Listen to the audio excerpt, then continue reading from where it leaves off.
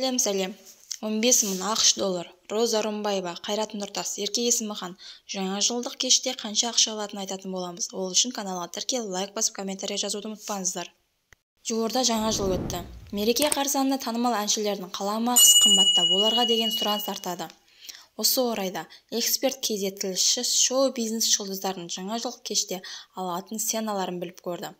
Қайрат Нұртас. Соңғы 10 жылдан астам уақытта Қайрат Нұртасқа той мен салтанатты кештерге деген сұраныс төмендеген жоқ.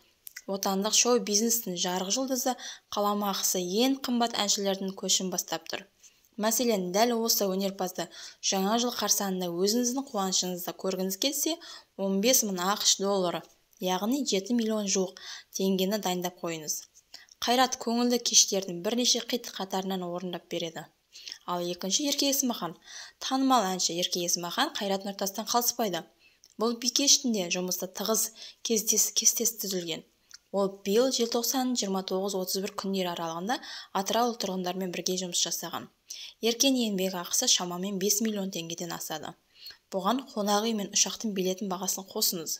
Өнер иесі жарты сағат бойы меймандарға әсем әндерін тарту етеді.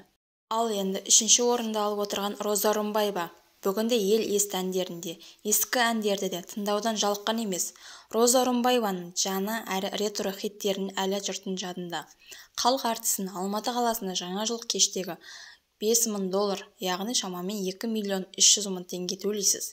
Өнер иесі 30 минут бойы ән шырқайды. Қазақстанда үштіктердің қатарында осы 3 танымал қазақстандық әншілеріміз тұр. Одан кейінгі әншілердің өзіңіз ары қарай ойлай беріңіз. Соңына дейін тыңдағандарыңызға көп рахмет. Лайк басып, комментарий жазып, каналға тіркеліп, қоңырау белгісін басып қойыңыз. Шоу-бизнес жаңалықтары әрқашан сіздерге бірінші жаңалықты жеткізіп отыратын болады. Сіз Қайрат Нұртасты шақыратын бедіңіз 7 миллион теңге ақшаға пікірге жазып кетіңіз.